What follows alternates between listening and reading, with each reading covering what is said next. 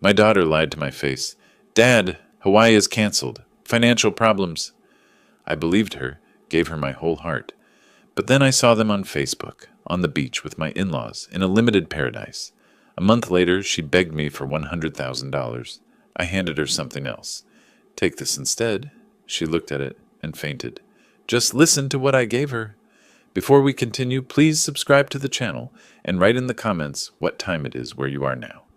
The phone rang twice before I realized my hands were shaking. Celeste's name glowed on the screen. Second call this week, which wasn't like her. I swiped to answer and heard it immediately in her voice. That careful tone she used when delivering bad news to clients at her marketing firm. Dad, we can't do Hawaii. I'm so sorry. The afternoon sun streaming through my living room window suddenly felt too bright. I looked at the shopping bags on my couch, the Hawaiian shirts still folded inside with their price tags attached. $180 I'd spent 3 days ago. What happened, honey? Stuart's company is downsizing. There's a chance he'll lose his position. We just can't afford any trips right now. I know you were looking forward to it. Her words came out smooth, rehearsed, almost, but I pushed that thought away. My daughter was in trouble. Honey, I understand. These things happen in business. The trip isn't important. What matters is that you and Stuart get through this. If you need anything at all, you know I'm here. Silence stretched between us. Then, no, Dad, we need to handle this ourselves. But thank you. That means a lot. I'll call you when things settle down, okay?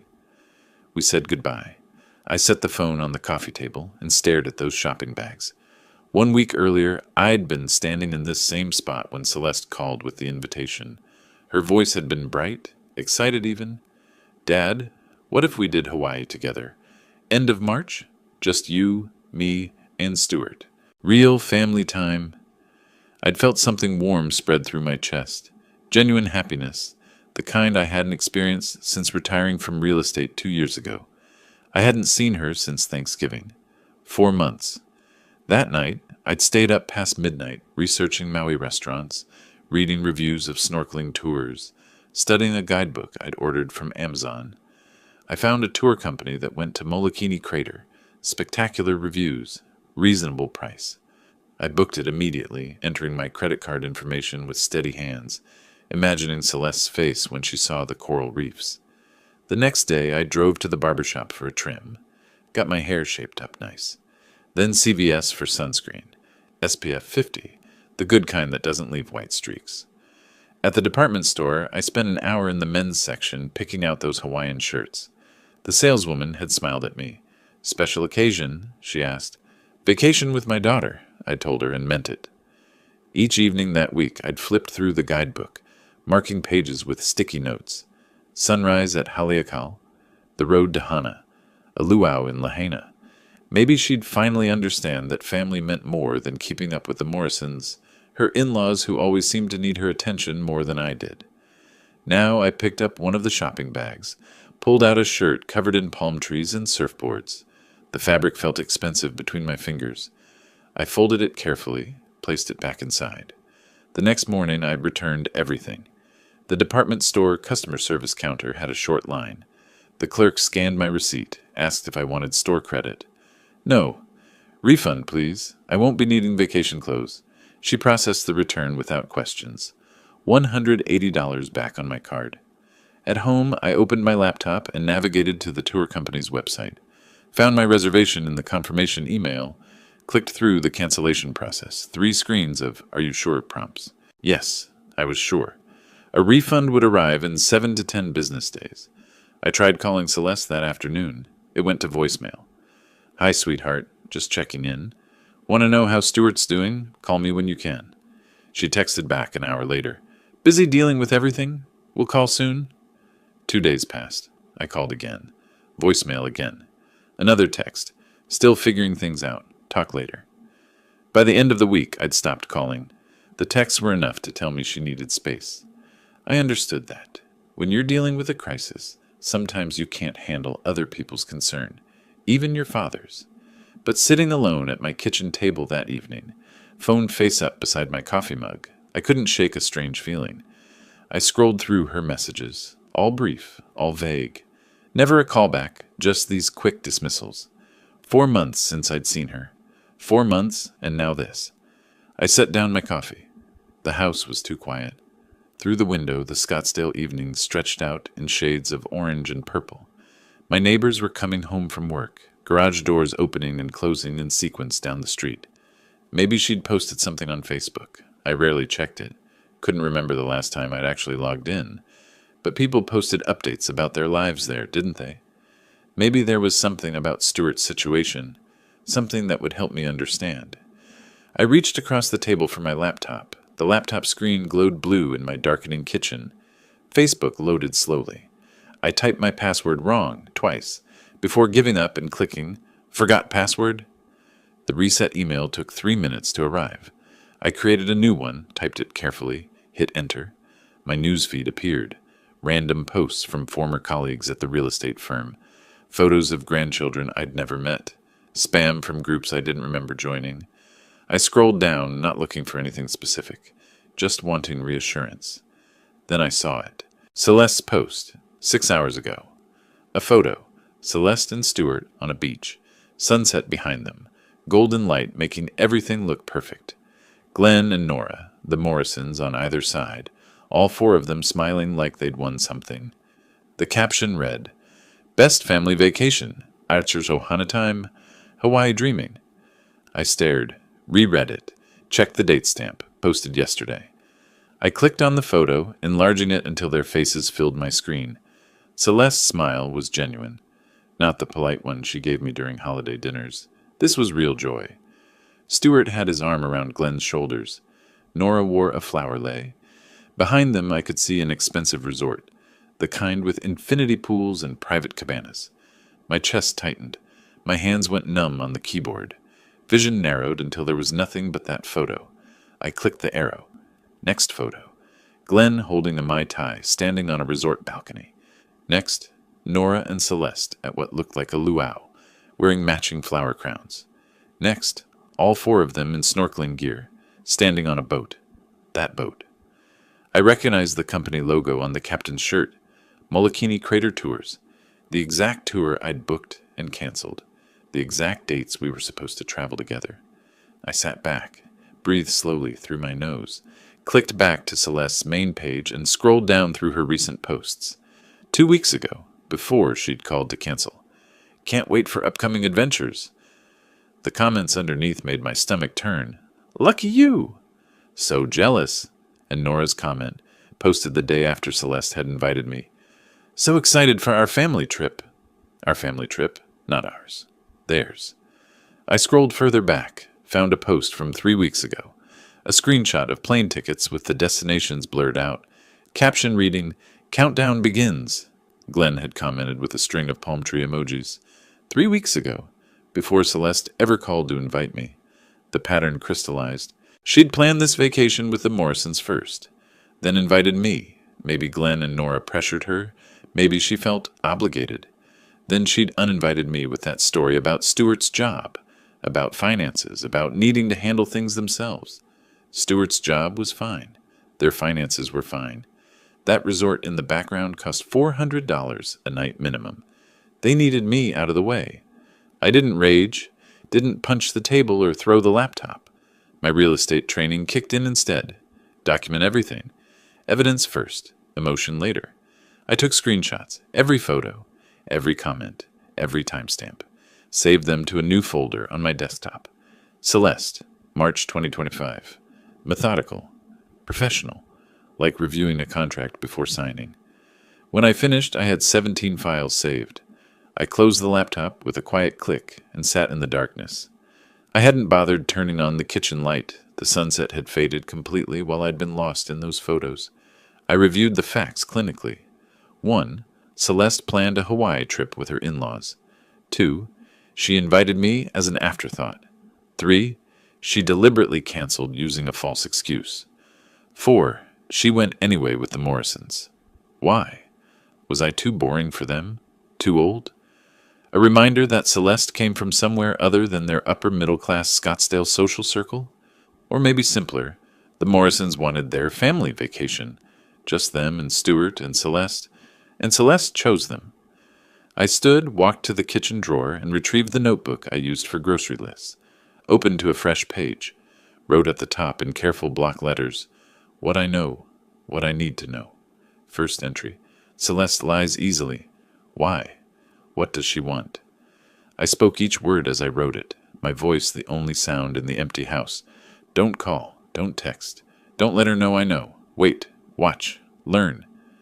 I closed the notebook and tucked it beneath some old bills in the drawer. The laptop stayed shut on the table. My phone sat there too. Screen dark. No new messages from Celeste. She was too busy enjoying Hawaii to check in with her father. I walked to the window and looked out at my neighborhood. Porch lights glowing. Someone walking a dog down the sidewalk. Celeste would return from Hawaii in a few days. She'd probably call, expecting me to know nothing, expecting me to be the same supportive dad I'd always been. And I would be. I'd answer the phone. I'd ask how Stuart was doing. I'd tell her I understood. That family comes first, that we'd do Hawaii another time. I'd play the part perfectly, because now I needed to know exactly who my daughter had become. My phone buzzed for the third time that morning. I didn't turn it over. The spreadsheet on my computer screen was titled Assets, April 2025. I'd been working on this for 2 days, ever since I'd discovered the Hawaii photos. The notebook from my kitchen drawer sat open beside my keyboard, now filled with several pages of notes in my careful handwriting. Celeste had been back from Hawaii for 3 days. She'd called 4 times. I'd answered none of them. My phone buzzed again. I glanced at it, still face down on my home office desk. Let it ring. Let her wonder. The spreadsheet told a clear story. Property tax assessment. $850,000 for the house, no mortgage. I'd paid it off 5 years ago with proceeds from my final commercial sale. Investment portfolio statements spread across my desk showed $420,000 in mixed index funds and bonds, conservative allocations, the kind you make when you're retired and don't need risk. My 401k rollover sat at $380,000. Bank statements showed $95,000 across 2 savings accounts. Total, approximately $1,745 million. I wasn't just counting, I was planning. The next spreadsheet hurt more to create. I titled it, Gifts Celeste Griffin Morrison 2017-2025. 8 years of marriage, 8 years of emergencies. I pulled up old bank statements, clicked through years of digital records. Found the wedding contribution, $25,000, paid by check in June 2017. I still had the image saved. Pay to the order of Celeste Griffin for wedding expenses. $15,000 toward her Honda in 2019 when she'd called crying about her old car breaking down. $8,000 for living room furniture in 2021. Dad, we're finally buying our first real couch, the one we've been saving for. But those were just the large ones. I scrolled through Venmo history, found transaction after transaction. $2,000 for unexpected medical bills, $3,000 for Stewart's certification course, another $2,000 when their air conditioning died, $1,500 for emergency home repairs. Each time, she'd called with urgency in her voice. Each time I'd transferred the money within hours. I tallied the final sum, $79,400 over 8 years. Nearly $10,000 per year. Every year, for almost a decade. The pattern was undeniable. I wasn't a father to her. I was a bank. My phone rang again. I picked it up this time, checked the screen. Voicemail notification, 4th one this week. I played it on speaker. Dad, I'm getting worried now. You haven't called back. Please let me know you're okay. I'm going to stop by this afternoon, around 3. I need to see that you're all right. I checked my watch. 2:47 p.m. 13 minutes. I saved the spreadsheets, closed them, put the notebook in my desk drawer, locked it, walked to the bathroom, checked my appearance in the mirror. I looked the same as always. Gray stubble I'd forgotten to shave, reading glasses hanging from a cord around my neck, old cardigan with the stretched pockets. The doorbell rang at exactly 3 o'clock. Through the window I saw Celeste's silver Lexus in my driveway. She stood on the porch holding a coffee carrier with 2 cups. Her concerned expression looked practiced. I took 30 seconds to compose myself, breathed evenly, arranged my face into neutrality, opened the door. Dad, I was worried. She thrust one of the coffees toward me. You haven't been answering your phone. I called 3 times this week. Are you okay? I'm fine. I accepted the coffee, but didn't drink. Just busy with some things. You didn't need to drive over? I stepped aside. She entered, looking around like she expected to find evidence of crisis. Medical emergency, fall, something that would explain my silence. We sat in the living room, not the kitchen where I'd discovered her betrayal. That room was contaminated now. Celeste perched on the edge of the couch, her coffee cup balanced on her knee. She started chattering, nervous energy filling the space between us. Work has been crazy since we got back. The marketing campaign deadline moved up, and Stuart's been putting in extra hours. You know how it is. She didn't mention Hawaii directly, testing whether I knew. The weather's been beautiful, though. Have you been getting out? Maybe we could do lunch sometime this week. Sounds busy. She waited for me to ask questions. Usually I did. How's the campaign going? What's Stuart working on? When did you want to do lunch? I said nothing. The silence stretched. She sipped her coffee, set it down, picked it up again. So what have you been up to? You said you were busy? Just been handling some paperwork, financial reviews, that sort of thing. Oh, another pause. That sounds thorough. 15 minutes passed like this. Brief exchanges followed by uncomfortable silences. I could see her growing more uncertain with each response I didn't give, each question I didn't ask. Finally, she set down her coffee with more force than necessary. Dad, is something wrong? You seem different, distant. Did I do something? I looked at her directly for the first time since she'd arrived. I'm the same as I've always been, Celeste. Maybe you're the one who's changed. The statement hung between us. Her eyes widened slightly. Did he know? How could he know? What do you mean? How's Stuart's job situation? I kept my voice level. That downsizing you mentioned? She blinked. Oh, that. It worked out. False alarm. Everything's fine now. I'm glad to hear it. I watched her face carefully. Must be a relief. Yes, huge relief. She laughed nervously. So we didn't need to worry after all. Just one of those corporate things that sounds worse than it is. I nodded, didn't smile, didn't reassure her that I understood. She stood abruptly. I should get going. Stuart's expecting me home. But Dad, please answer your phone next time. I really was worried. I walked her to the door. She turned on the porch, looking like she wanted to say something else. Changed her mind. Got in her Lexus and pulled away. I stood at the window, watched her car disappear down the street. Then I returned to my office, unlocked the desk drawer, pulled out the notebook, opened to a fresh page, wrote at the top, next steps. Below it, 3 items. 1. Legal consultation, trust attorney. 2. Asset protection strategy. 3. Wait for her next move. My phone sat on the desk, screen dark. She'd call again.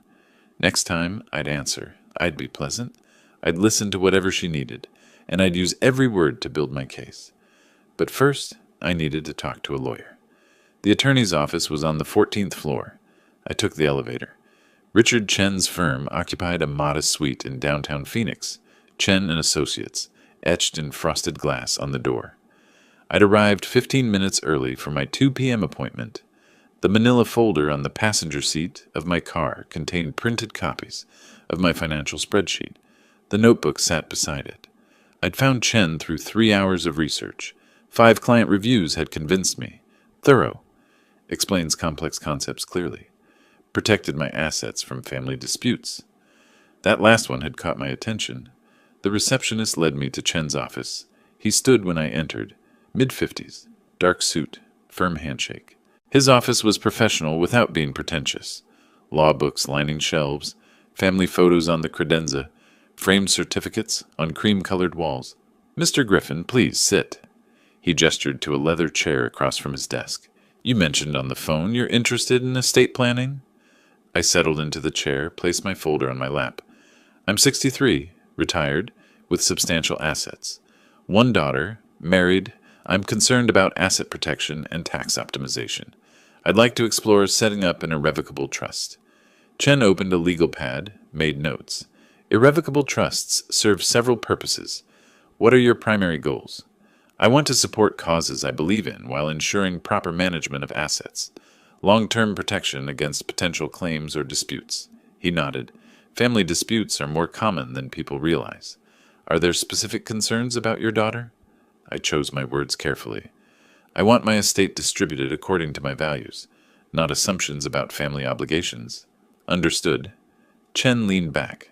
Let me explain how irrevocable trusts work. Once established, you cannot modify or reclaim assets placed in them.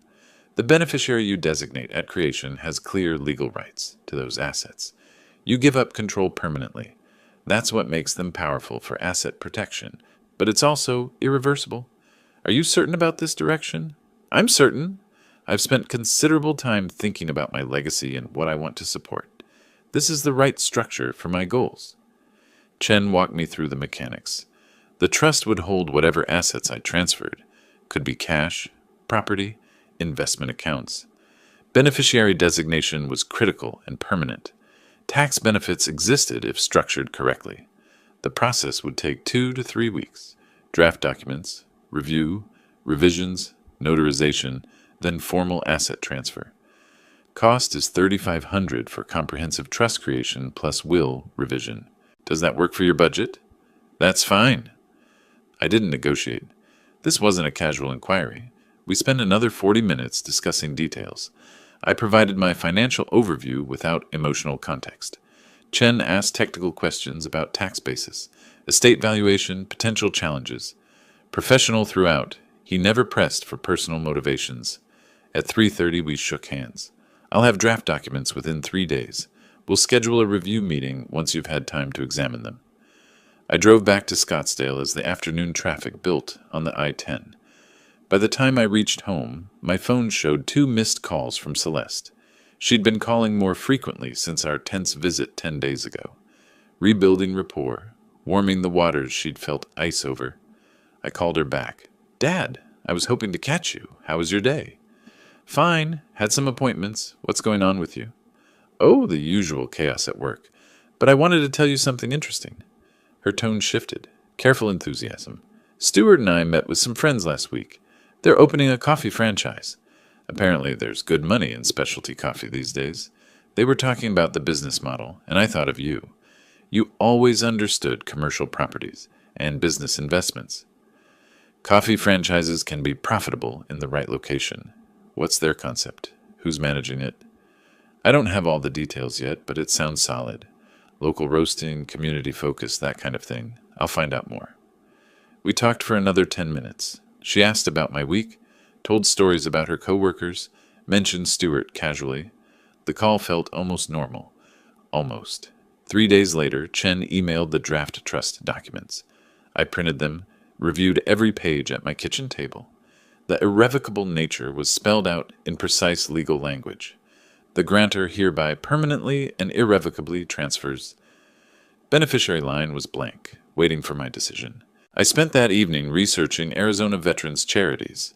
Found one with transparent finances and strong ratings. Arizona Veterans Alliance. 87% of funds went directly to programs helping homeless veterans.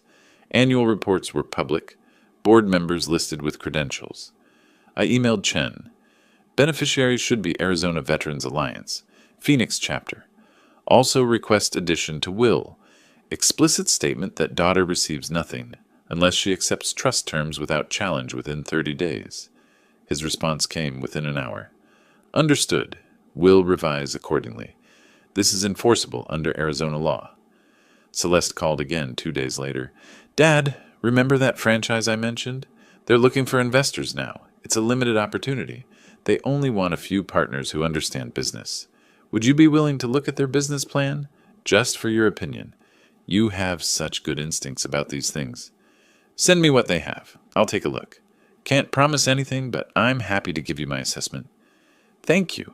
I really value your input. I'll email it today. The email arrived at 4:47 p.m. Subject line, Coffee Shop Investment Opportunity. The attached business plan was 23 pages of poorly formatted text and unrealistic projections. Market research consisted of generic statistics about coffee consumption. Management team had no restaurant experience, just enthusiasm and ambition. Financial projections showed 25% annual returns. 25%. in a coffee shop. The ask was buried on page 19. $100,000 for a 15% equity stake. I read every page twice, made notes in the margins of my printed copy, checked their numbers against industry standards I remembered from commercial real estate. None of it made sense. I emailed back, "Interesting. Let me think about this for a week." Her response came within 2 minutes. "Of course, Dad. Take all the time you need." Though they did mention they need to know by end of the month. Other investors are interested too. But no pressure. Just wanted you to have first chance since family comes first. Family comes first. I closed my laptop. The trust documents sat in a folder on my desk. Chen would have final versions ready in 10 days. April 25th. The business plan printout lay nearby, its absurd projections practically glowing with red flags. My phone buzzed. Text from Celeste. "Thanks, Dad. Love you." I didn't respond immediately. Let her wait. Let her wonder. The deadline she'd mentioned was 3 weeks away. April 30th. My trust documents would be finalized on April 25th. 5 days of buffer. Perfect timing. If Celeste asked for the money before the trust was complete, I'd have to stall. If she waited too long, she might sense something was wrong. But if everything aligned, her ask coming just after my assets were locked away, it would be perfect. I opened my calendar, counted the days. End of month, April 30th. Trust finalization, April 25th. 5 days to let her make her move. 5 days to spring the trap. 2 car doors slammed in unison. She'd brought reinforcements. I stood at my living room window, watching them walk up the driveway together. Stuart carried a leather portfolio under one arm. They'd come prepared for a presentation. The early May sun glared off windshields and concrete. Arizona heat, already building toward summer. My phone had buzzed that morning with Celeste's text. "Can Stuart and I come by this afternoon? Want to discuss that opportunity with you in person?" Translation: time to ask for my money. The trust documents had been finalized 2 days ago. April 25th, exactly as I'd calculated. Notarized, assets transferred, everything locked away in legal permanence. The manila envelope with copies sat in my desk drawer. I knew exactly where it was. Celeste didn't know any of this. I opened the door before they could ring the bell. Celeste hugged me, overly warm, compensating for the tension from our last meeting. Stuart shook my hand with businessman firmness. "Thanks for making time, Gus. We really appreciate it." "Coffee?" I headed toward the kitchen without waiting for an answer. They settled into the living room while I ran water, measured grounds, listened to them murmur to each other. When I returned with 3 cups, Stuart had already spread documents across the coffee table. The portfolio lay open, revealing the same business plan I'd already dissected, plus some hastily added pages. Stuart took the lead, voice rehearsed and confident. "Gus, we've been watching the specialty coffee market closely. The growth trajectory is exceptional, especially in college areas. Our friends secured a prime location in Tempe, right near ASU campus.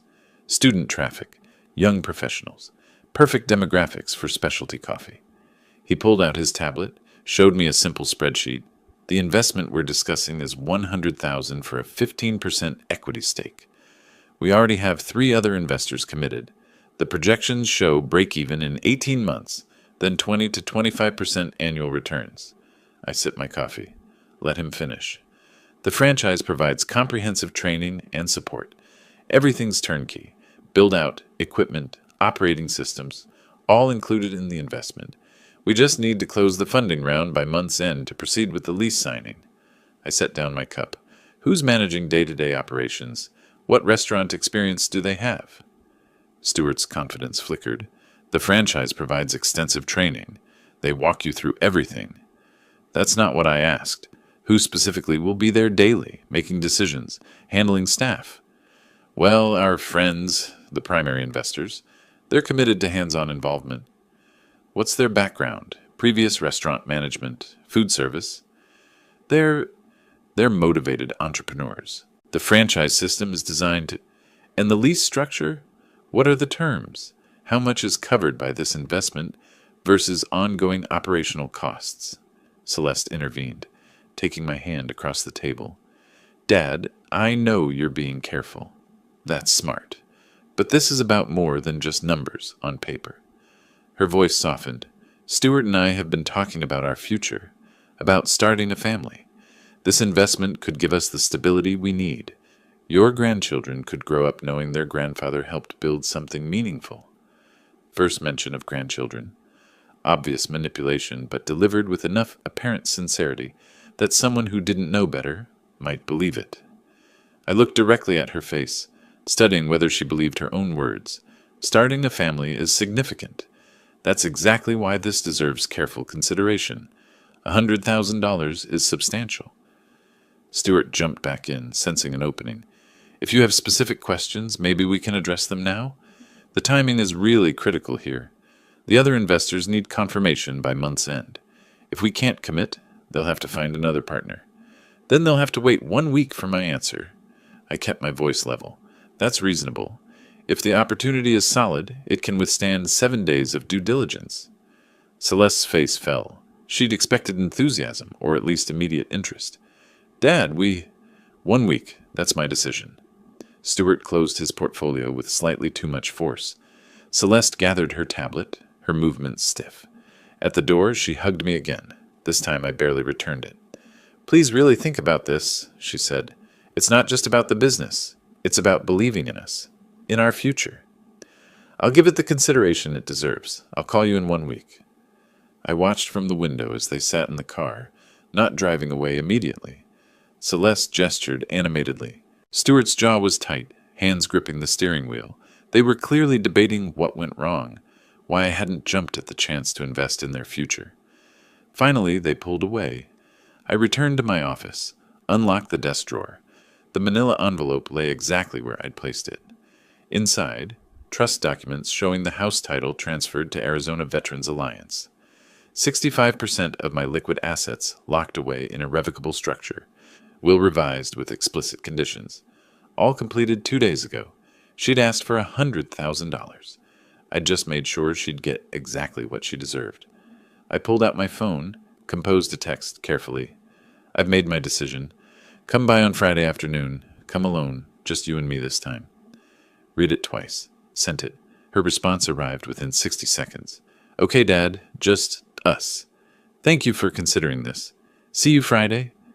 She thought I was saying yes. She thought just us meant an intimate moment where father helps daughter build her dreams. She had no idea what was actually in that envelope. Friday was 3 days away. 3 days for her to feel confident, to imagine that money in her hands, to believe her manipulation had worked. And then I'd hand her those documents. The envelope sat between us like evidence in a trial. I'd spent the morning arranging furniture, 2 chairs facing each other across the coffee table, not the casual couch setup from before. This needed to be formal. The manila envelope rested precisely in the center, impossible to ignore. Friday afternoon sun cut sharp angles through the windows. Her car pulled into the driveway exactly on time. Eager, I took a breath, not from anxiety, from preparation. Celeste walked in smiling, hugged me with what seemed like genuine warmth. It's been a nice week, Dad. The weather's finally perfect. She sat down, noticed the envelope immediately, but didn't ask. Started her approach. I've been thinking about what you said, about careful consideration. Stuart and I really appreciate you taking this seriously. It shows you respect our judgment. I raised my hand gently, stopped her mid-sentence. Before we talk about investments, I need to discuss something else. I've been thinking this week about family, about values, about what really matters when trust is broken. Her expression shifted. This wasn't the script she'd prepared for. Sure, Dad. What's on your mind?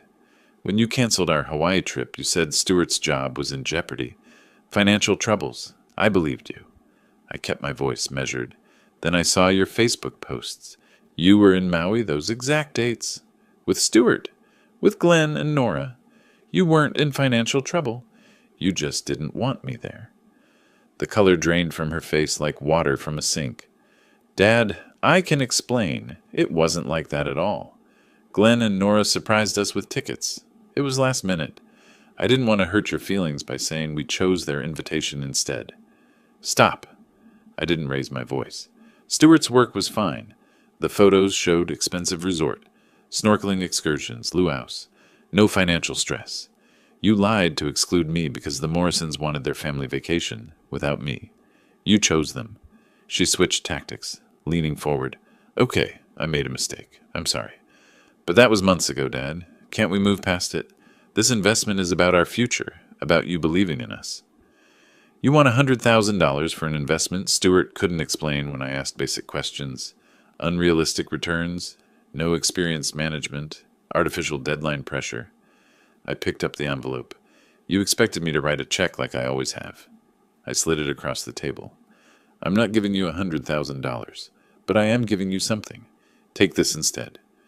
She opened it, confused, pulled out the notarized documents, started reading. Her lips moved silently over words: irrevocable trust, Arizona Veterans Alliance, transfer of property and assets. Confusion became comprehension.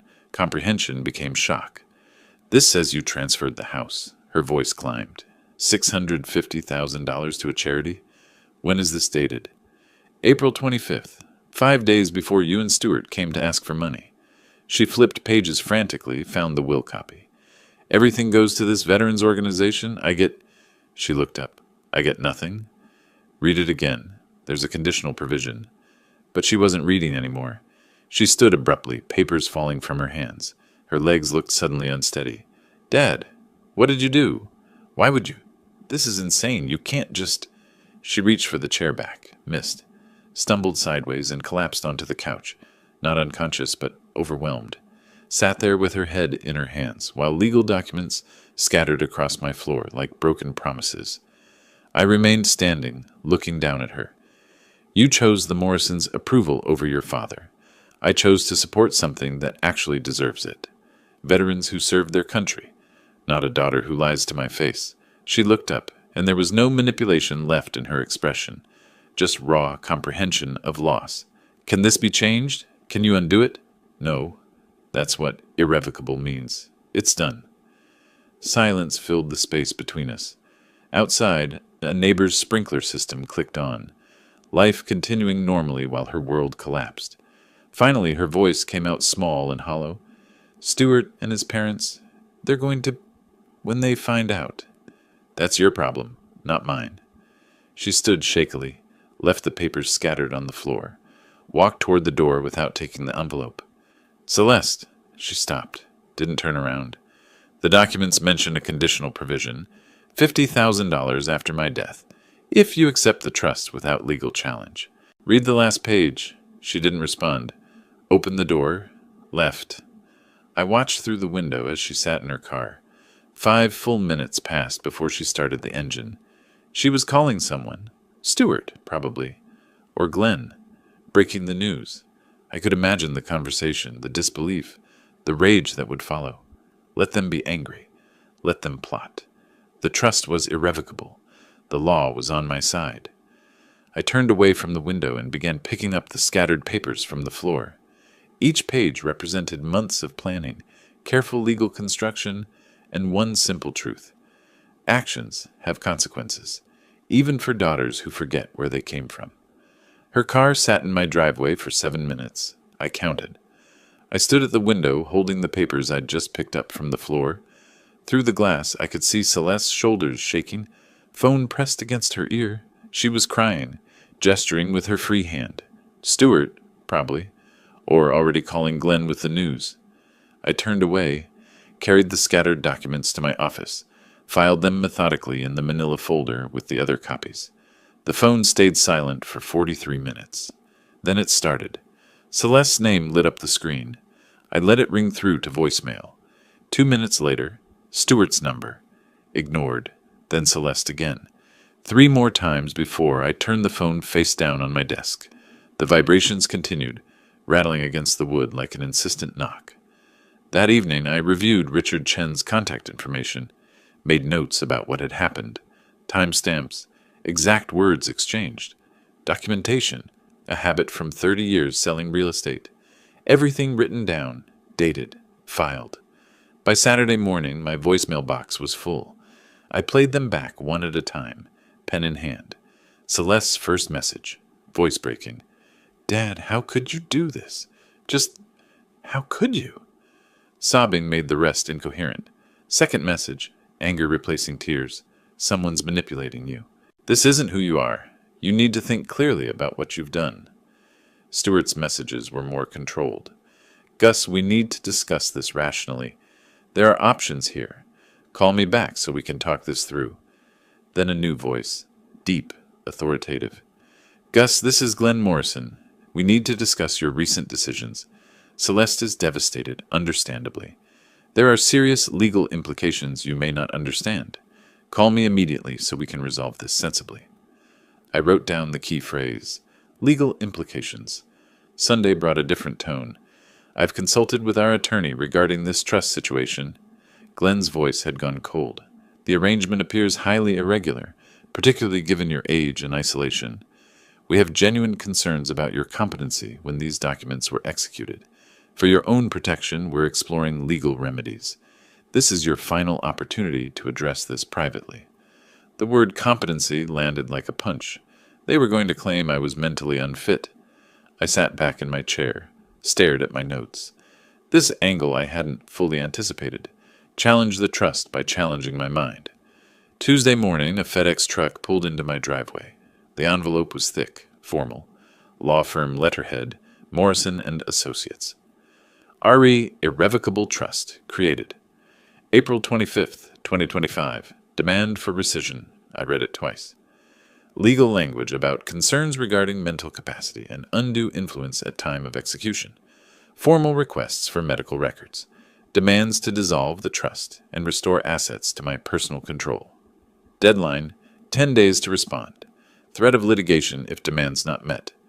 I called Chen immediately. I can be there in 2 hours, he said.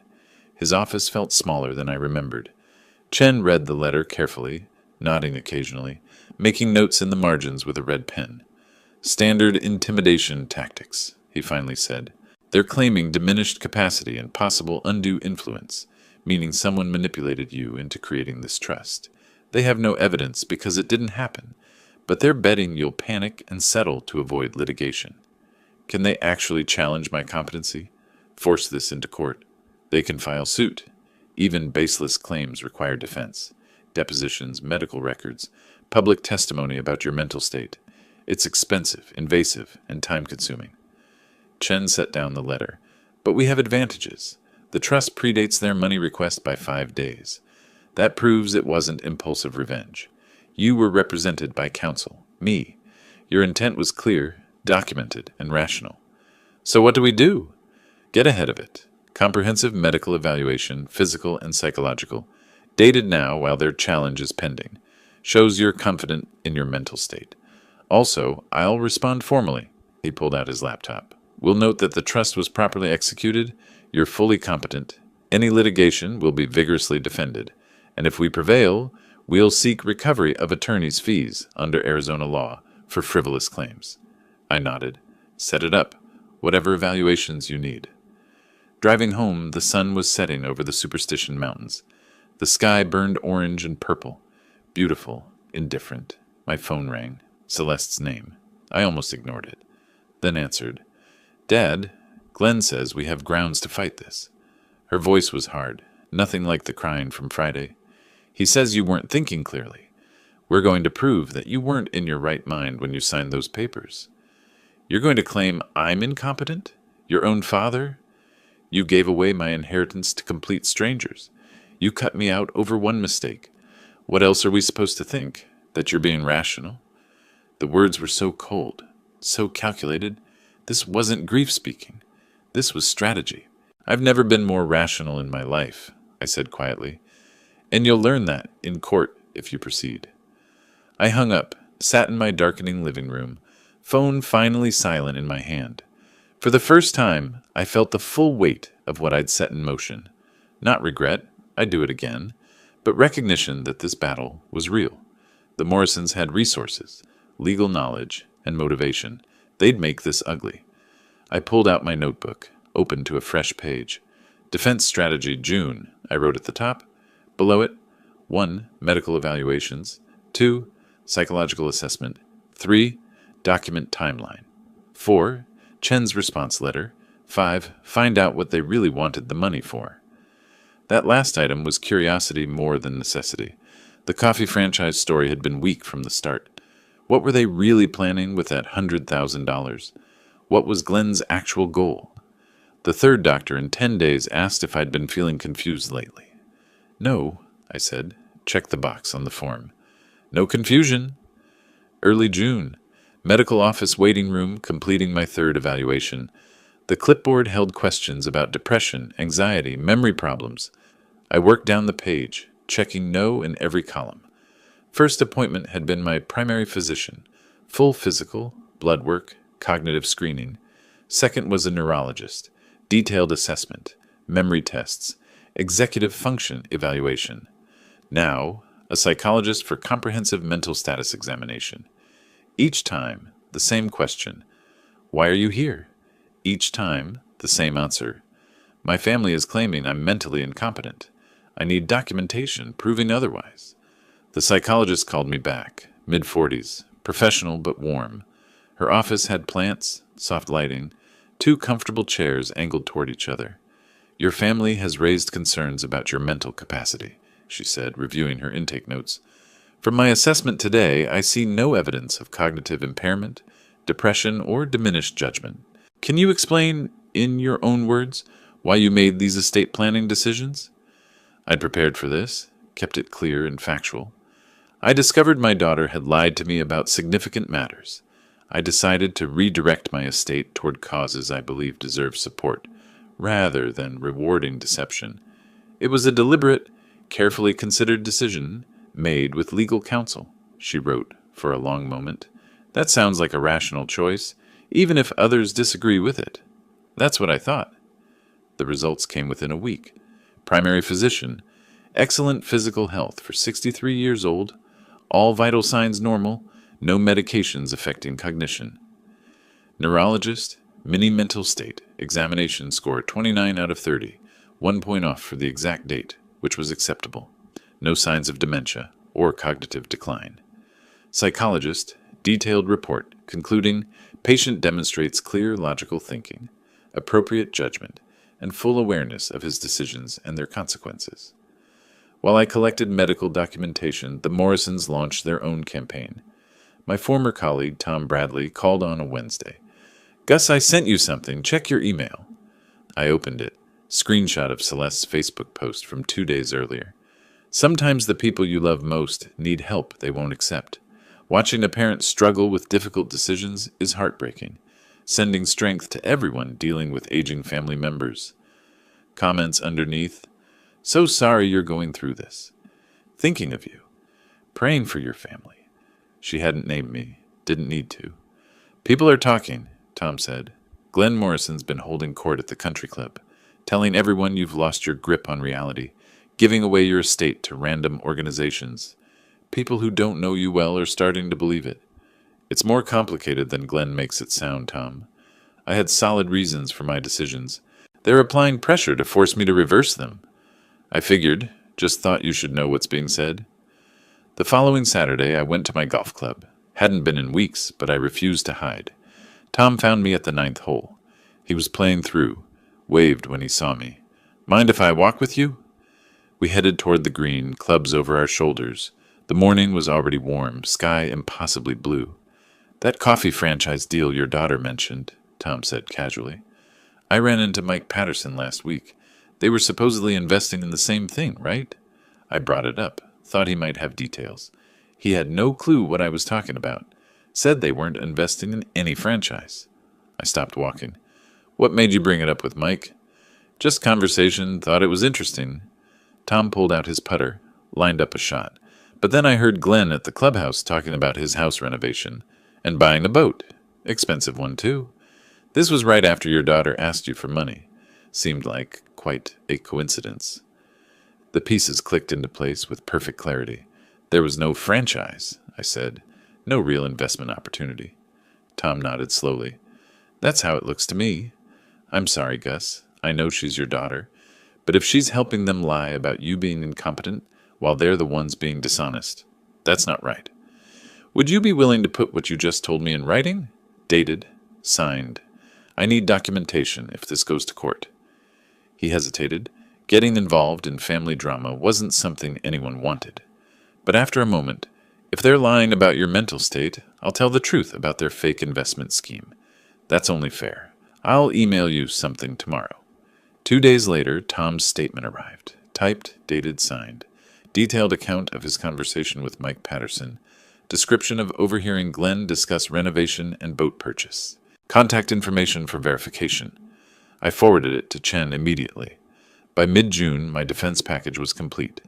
3 medical evaluations showing full competency. Psychological assessment confirming sound judgment. Timeline proving the trust preceded their money request by 5 days. Tom's statement exposing the fraudulent investment scheme. Documentation of Celeste's Hawaii deception with Facebook screenshots. Chen reviewed everything in his office. Papers spread across his desk. "This is excellent," he said. "The medical evaluations are thorough and recent. They can't claim you were impaired 2 months ago, but competent now. The timeline proves clear intent, not impulsive revenge. And Tom's statement destroys their credibility. If they proceed with litigation after seeing this, they're risking sanctions for frivolous claims. What's the next step? We wait for their formal filing. If they actually sue, we respond with all of this. We'll also file a motion for attorney's fees. Frivolous litigation should cost them, not you. Meanwhile, the 10-day deadline from their initial letter has passed. They haven't filed yet. What does that mean?" Chen leaned back in his chair. "Could mean they're reconsidering. Could mean they're preparing a stronger case. Or," he paused, "could mean they're trying a different approach first." My phone buzzed on his desk. Text message from Celeste. "Dad, can we talk? Just you and me. No lawyers. Please." I showed Chen the screen. He read it and looked up. "That's the different approach. They want to negotiate." The lawsuit that never was officially ended on a Tuesday morning. Richard Chen slid the letter across his desk. 1 page, formal letterhead, legal language about withdrawal of claims upon further review of circumstances and evidence. Translation: they'd seen my medical evaluations, Tom Bradley's statement, and knew they'd lose. Their attorney would have been sanctioned for pursuing a frivolous claim, Chen said. His smile was professional, but I could see satisfaction behind it. The trust is ironclad. You've proven competency beyond any reasonable doubt. Will they try again? Not through legal channels. But family pressure? That's different. He tapped his pen against the desk. That's why Celeste wants to meet without lawyers. She's going to ask you to voluntarily modify the trust. I'd expected this. Anticipated it, even. I'll meet with her, but on my terms. That afternoon, I texted Celeste, "We can meet. My house Friday afternoon. Come alone." I didn't tell her the lawsuit was withdrawn. Let her think it was still pending. Friday, I prepared like a business negotiation. Printed Tom Bradley's statement. Found the Facebook screenshots from Hawaii. Arranged them on my coffee table, ready if needed. The doorbell rang at 2 o'clock. Celeste looked tired. No makeup, simple jeans and a plain shirt. Calculated vulnerability. She hugged me. I allowed it stiffly. We sat in the living room. Same spot where I'd handed her the envelope months ago. "Dad, I've had weeks to think." Her voice was soft. "About what I did, the lies, Hawaii, how I treated you." Pause. I was wrong. I let Stuart's parents influence me too much. I prioritized the wrong things. I'm sorry. Her eyes welled up. Real tears or performance? I couldn't tell. Didn't care. I said nothing. "I know I hurt you. I know trust is broken. But I'm still your daughter. That has to mean something." She shifted tactics. "I'm not asking for that investment money. That was a mistake anyway. But the trust, couldn't we revisit it? Maybe add me as co-beneficiary with the charity? You'd still help veterans while also helping your own blood." I'd heard enough. I picked up Tom's statement from the coffee table. Slid it across to her. "Before we discuss trusts, let's discuss truth. There was no coffee franchise, was there?" She picked up the paper. Started reading. Her face went pale. Mike Patterson never invested. The opportunity never existed. Glenn wanted money for his house renovation and a boat. I pulled out the Facebook screenshots. And Hawaii wasn't a last-minute surprise. You planned that trip with the Morrisons from the start. I showed her the posts. Her own words, dated before she'd invited me. "That's not—" Tom misunderstood the situation. "Tom has given a sworn statement. The evidence is clear. She tried a different approach. Glenn and Nora pushed the investment idea. When I found out what they really wanted the money for, I was already committed. You don't understand what it's like being married into that family. The pressure, the expectations. I'm caught between you and them. You had choices at every step, I said quietly. You chose to lie about Hawaii. You chose to present a fake business plan. You chose them over me. Own your choices, Celeste. Her eyes filled again. Then give me one more chance. I'll fix things with Stuart's parents. I'll be better. Just don't cut me out completely. There's a conditional provision in the trust. $50,000 for you after my death, if you accept, without challenge. I watched her face calculate. But there's one requirement to claim it. What requirement? You'll come here with Stuart, Glenn, and Nora present. You'll confess out loud that Hawaii was planned without me and the investment was fake. You'll admit the truth in front of everyone. With my attorney as witness. She recoiled like I'd slapped her. That's humiliation. You want me to destroy my marriage? Glenn and Nora will never forgive me. Stuart will hear the truth about who he married and what his parents did. Whether that destroys anything depends on what your relationships are actually built on. She stood, shaking. The submissive mask was gone completely. You're punishing me. This isn't about justice or lessons. You're just bitter and vindictive. I'm giving you a choice, I said, still seated. Truth and 50,000. Or lies and nothing. Choose. 50,000? For destroying my relationship with my in-laws? That's not a choice, that's extortion. Then don't choose it. Walk away. But the trust doesn't change either way. She stormed to the door, turned back. You're not the father I knew. You've become cold. And you're not the daughter I raised, I said quietly. But here we are. She left. The door slammed. I sat in the empty room, surrounded by printed evidence of betrayal. Gathered the papers slowly, returned them to my files. I'd given her a choice, a hard choice, but fair. Truth for $50,000. She'd called it extortion. Maybe it was. Or maybe it was the price of honesty in a family built on lies. My phone stayed silent. No angry texts, no voicemails. She needed time to process. Maybe she'd choose truth. Probably she wouldn't. Either way, the trust remained. The Veterans Charity had received their first quarterly distribution last week, $8,000 helping homeless veterans find housing. Chen had forwarded their thank you letter. I'd read it 3 times. That money was doing actual good, helping people who'd served something larger than themselves. I walked to my office, opened the desk drawer, pulled out a folder labeled Future Plans. Inside, information about Maui resorts, activities, restaurants, the birthday trip I'd never taken. I opened my laptop, found the resort website I'd bookmarked months ago. Maybe it was time. The text arrived after I'd given up expecting it. 4 weeks of silence. Then Sunday night at 11. I'm ready to accept your conditions. I'll do it. Just tell me when. I read it 3 times. Hadn't believed she'd actually agree. Had written off the 50,000, assumed pride would win.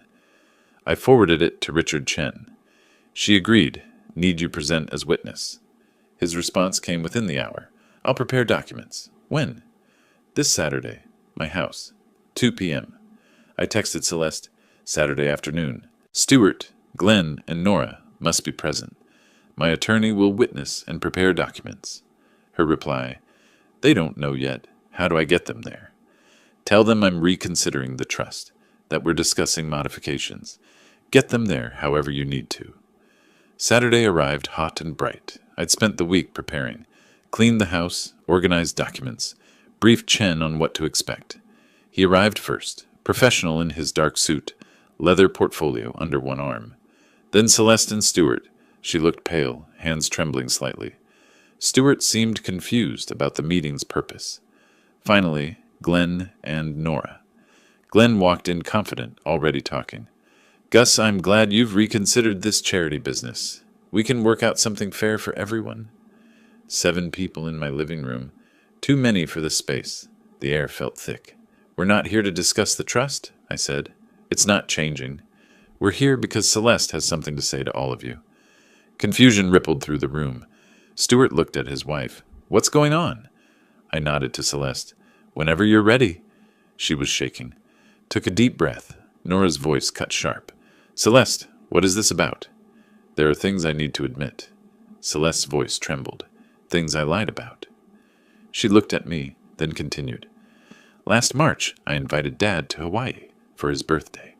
Then I canceled, claiming we had financial problems. That was a lie. We went to Hawaii those same dates, with Glenn and Nora. It was planned that way from the start. Dad was never supposed to be included. Silence. Then Glenn. That's not. Let her finish, I said. Celeste continued. And the coffee franchise investment wasn't real. There was no franchise, no other investors. Glenn, you wanted money for your house renovation and a boat. You asked us to get it from Dad. We lied about it being a business opportunity. Glenn shot to his feet. This is ridiculous. That investment was completely legitimate. I pulled Tom Bradley's statement from the side table, placed it where everyone could see. I have a signed witness statement. Your supposed co-investors knew nothing about any franchise. The same witness heard you discussing house renovation and boat purchases, right after my daughter asked me for money. Chaos erupted. Nora turned on Celeste. After everything we've done for you, we treated you like our own daughter, and you repay us with lies and betrayal? Stuart, quiet and hurt. Why didn't you tell me the truth? I thought your dad was just being difficult. Celeste, defensive. I was trying to keep everyone happy. Your parents wanted the money. Dad had it. I thought I could make it work. You orchestrated this humiliation, Glenn said to me, turned our daughter-in-law against us. I gave Celeste a choice, I said. Tell the truth or walk away. She chose truth. What that reveals about your family is your problem, not mine. Richard Chen watched, taking notes, saying nothing. After several minutes of accusations flying back and forth, I stood. This meeting is over. The confession has been witnessed and recorded. I nodded to Chen. The documents? Chen produced papers from his portfolio.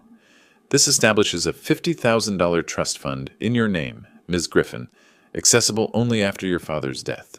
Conditions are no financial requests to your father during his lifetime, no challenges to the primary trust, and acceptance of the confession made here today. Do you understand? Celeste's voice came out hollow. I understand. She signed. Chen notarized. The Morrisons left first. Glenn furious, Nora in tears of rage. Neither spoke to Celeste or Stuart. Stuart lingered. I didn't know about Hawaii. She told me you couldn't make it. Then to Celeste.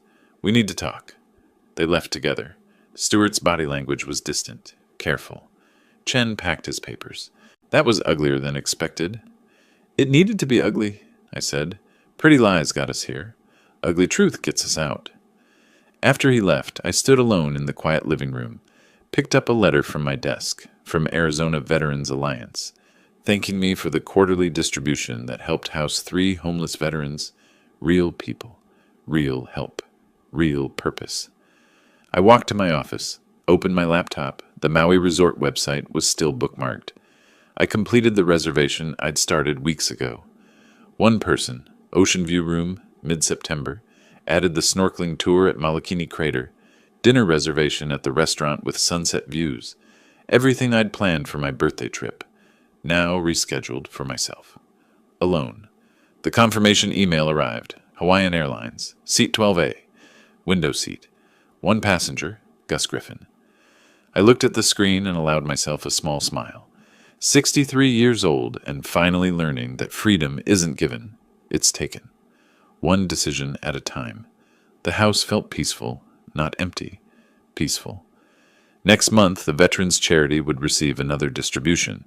Chen had called it meaningful impact. I called it money actually doing good instead of funding lies. I printed the Hawaii itinerary, placed it in a folder on my desk. September in Maui. Sunrise from Haleakala. Snorkeling. Fresh fish while watching sunset. Alone, but not lonely. Free from the weight of other people's expectations. My phone stayed silent. No texts from Celeste. No calls from Stuart. No threats from Glenn. The silence itself was victory. I walked to the window. The Arizona sun was setting, painting the desert gold and red, beautiful and harsh at the same time. Like truth, I'd won. Not by destroying them, but by refusing to be destroyed. Not by taking revenge, but by taking back control. They could keep their anger and their blame. I'd keep my integrity and my ticket to Maui. Fair trade. If you like this story, please like this video, subscribe to the channel, and share your impressions of this story in the comments. To listen to the next story, click on the box on the left. Thank you for watching.